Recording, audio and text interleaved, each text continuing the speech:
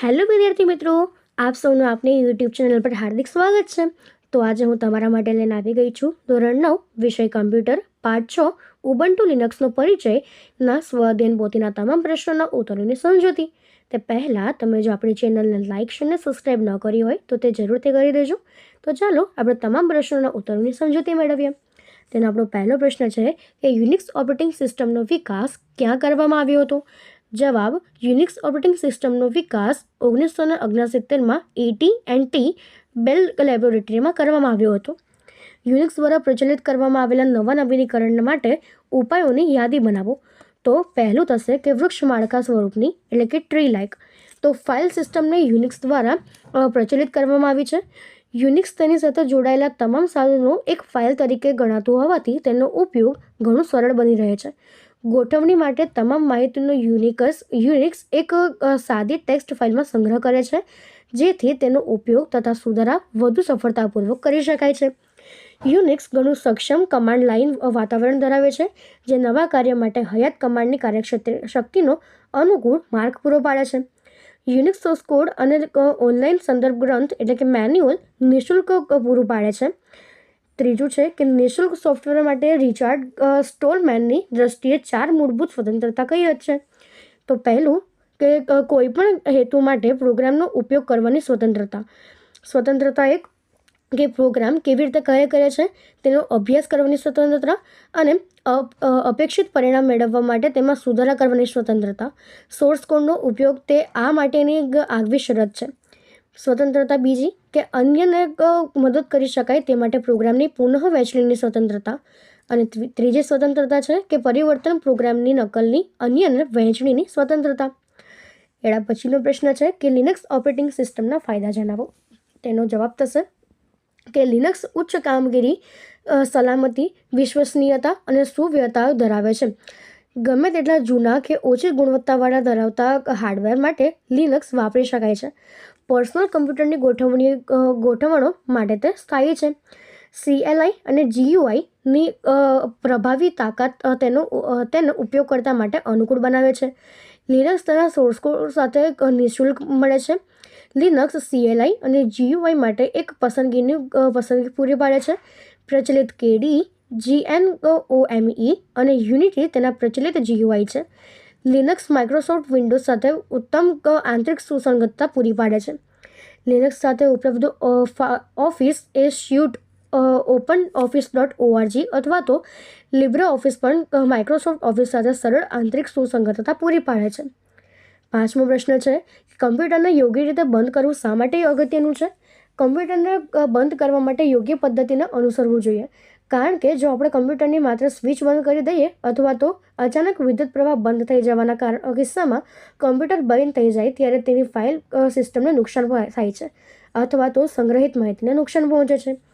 છઠ્ઠો પ્રશ્ન છે કમ્પ્યુટરને લોક એન્ડ અનલોક કરવાની રીત વર્ણવો. ક્યારેક કોઈ કાર્યવશ થોડા સમય માટે કમ્પ્યુટર પરનું કાર્ય સ્થગિત કરીને અન્ય કામ કરવું પડે ત્યારે કમ્પ્યુટરને બંધ કરવા માટે મળતા વિવિધ વિકલ્પોમાંથી લોક વિકલ્પનો ઉપયોગ કરી શકાય છે. લોક વિકલ્પથી અન્ય વ્યક્તિને વપરાશકર્તાના કમ્પ્યુટરમાં કામ ચાલતું અટકાવી શકાય છે. કમ્પ્યુટરને ઝડપથી લોક કરવા માટે Ctrl+Alt+L કીનો ઉપયોગ થાય છે. જ્યારે કમ્પ્યુટર લોક કરેલ હોય ત્યારે અન્ય વ્યક્તિ તેમાં કાર્ય કરી શકતી નથી, પરંતુ ઉપયોગકર્તા માટે તેમાં સંદેશ મૂકી શકે છે. ઉપયોગકર્તા પરત આવીને ફરી કાર્ય કરવા માંગે ત્યારે કમ્પ્યુટરને અનલોક કરવા માટે પાસવર્ડ આપીને ફરીથી કાર્ય શરૂ કરી શકાય છે. નોંધ: નિર્ધારિત સમય સુધી કીબોર્ડને કે માઉસનો ઉપયોગ ન કરવામાં આવે તો પણ કમ્પ્યુટર આપોઆપ લોક થઈ જાય છે. એના પછીનો સાતમો પ્રશ્ન છે કે સ્વિચ યુઝર વિકલ્પનો ઉપયોગ જણાવો. કેટલીક વખત ઉપયોગકર્તા પોતાના પ્રોગ્રામ બંધ કરવા માંગતો ન હોય અને કમ્પ્યુટરને લોગઆઉટ કર્યા વિના થોડા સમય માટે અન્ય ઉપયોગકર્તાને સોંપવા માંગતો હોય તેવા સંજોગોમાં સ્વિચ યુઝર વિકલ્પનો ઉપયોગ કરવામાં આવે છે. આ વિકલ્પ હાલના ઉપયોગકર્તાના સેશનને લોક કરે છે, પરંતુ તેના સેશનને બંધ કરતું નથી કે પ્રોગ્રામ અટકાવતું પણ નથી અને અન્ય ઉપયોગથી લોગિન કરી શકે તે માટે લોગિન સ્ક્રીન રજૂ કરે છે. મૂળ ઉપયોગકર્તા પણ સ્વિચ યુઝર વિકલ્પનો ઉપયોગ કરીને લોગિન સ્ક્રીનમાં અન્ય ઉપયોગકર્તાને પાસવર્ડ પૂરો પાડીને તેનું સેચન કરી શકે છે અને પાછા ફરતી વખતે મૂળ ઉપયોગકર્તાને પુનરાવર્તન સ્ક્રીન પૂરી પાડવામાં આવે છે. એના પર આ સુવિધા દ્વારા અનેક ઉપયોગકર્તાઓ સિસ્ટમનો વારાફરતી ઉપયોગ કરી શકે છે. 8મો પ્રશ્ન છે કે સ્ક્રીન પર વિન્ડોઝને ખોલવા માટેની રીત જણાવો. તો માઉસ પોઇન્ટરને ટાઇટલ બાર પર ગોઠવતા તેનો આકાર બદલાઈ જાય ત્યારે ડ્રેગ કરવાથી સ્ક્રીન પર વિન્ડોઝનું સ્થાન બદલી શકાય છે. વિન્ડોઝનું કદ બદલવા માટેની રીત બનાવો. તો માઉસ પોઇન્ટરને વિન્ડોઝની સીમારેખા કે ખૂણાના ભાગમાં લઈ જઈને માઉસનું ડાબી બાજુનું બટન દબાવતા જ્યારે માઉસ પોઇન્ટરનો આકાર બદલાઈ જાય છે ત્યારે માઉસને ડ્રેગ કરવાથી વિન્ડોનું કદ બદલી શકાય છે. 10મો પ્રશ્ન છે વિન્ડોઝને મિનિમાઇઝ, મેક્સિમાઇઝ અને રિસ્ટોર અથવા તો ક્લોઝ કરવા માટેની રીત. તો વિન્ડોઝના ટાઇટલ બાર ઉપર જમણી અથવા તો ડાબી બાજુ જૂની કે નવી આવૃત્તિ મુજબ 3 બટન આવેલું છે. મિનિમાઇઝ બટન, બીજું મેક્સિમાઇઝ બટન એટલે કે રિસ્ટોર બટન અને થર્ડ છે ક્લોઝ બટન. મિનિમાઇઝ બટનથી વિન્ડોઝને મિનિમાઇઝ કરી શકાય છે, જેમાં વિન્ડો ડેસ્કટોપ પર કોઈ જગ્યા રોકાતી નથી. જો વિન્ડો બંને દિશામાં મેક્સિમાઇઝ થયેલી ન હોય તો મેક્સિમાઇઝ એટલે કે રિસ્ટોર બટન મેક્સિમાઇઝ તરીકે કાર્ય કરે છે. અન્યથા વિન્ડોઝ પોતાના પૂર્વવત કદમાં રિસ્ટોર થાય છે. ક્લોઝ બટનથી જે તે પ્રોગ્રામ અટકાવી એટલે કે બંધ કરી શકાય છે. એના પછીનો 11મો પ્રશ્ન છે કે લિનક્સમાં ઉપલબ્ધ 3 મુખ્ય ઉપયોગકર્તાઓ વિશે જણાવીને તેના હકો અને લાક્ષણિક કાર્યપદ્ધતિ સમજાવો. તો લિનક્સ એક સુરક્ષિત ઓપરેટિંગ સિસ્ટમ હોવાથી જુદી જુદી ક્રિયાઓ માટે જુદા જુદા ઉપયોગકર્તાઓને હક પ્રમાણે 3 વિસ્તૃત સ્વરૂપમાં વહેંચી શકાય છે: સુપર યુઝર, નોર્મલ યુઝર અને એડમિનિસ્ટ્રેટ યુઝર. સુપર યુઝર તો દરેક લિનક્સ માટે સિસ્ટમને એક સુપર યુઝર હોય છે, જેને પરંપરાગત રીતે રૂટ કહેવામાં આવે છે. તેની પાસે તમામ હક હોય છે તથા તે સિસ્ટમમાં તમામ પ્રકારના કાર્ય કરી શકે છે. સુપર યુઝર તરીકે લોગિન કરવું અને તથા કાર્ય કરવું એ અત્યંત જોખમી છે, કારણ કે આવા સમયે સિસ્ટમને અજાણતા ભારે નુકસાન પહોંચવાની સંભાવના રહેલી છે. ઉદાહરણ તરીકે વપરાશકર્તા ભૂલથી કોઈ એક મહત્વની ફાઇલ કે ડિરેક્ટરી કાયમ ધોરણે કાઢે છે અને પરિણામે આખી સિસ્ટમ અસ્થિર બની જાય છે.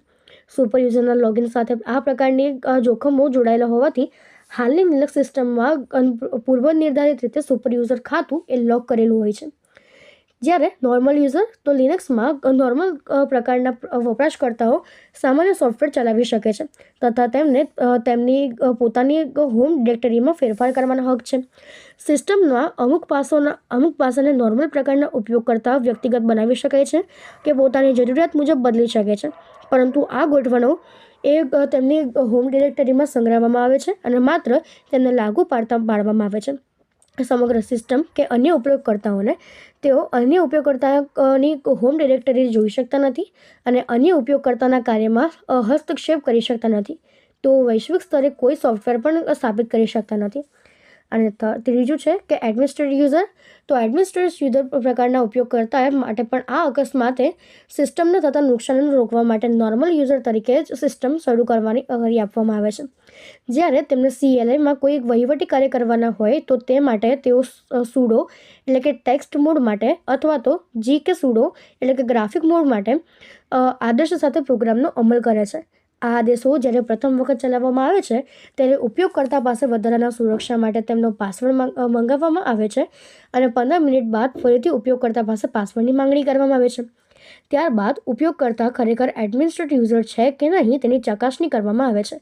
જો ઉપયોગકર્તા એડમિનિસ્ટ્રેટ હોય તો પ્રોગ્રામને સુપર યુઝરના હક સાથે ચલાવવામાં આવે છે, નહીંતર ભૂલોનો સંદેશ ગણાવીને એડમિનિસ્ટ્રેટ સામાન્ય ઉપયોગકર્તા તરીકે કામ કરવાની પરવાનગી આપવામાં આવે છે.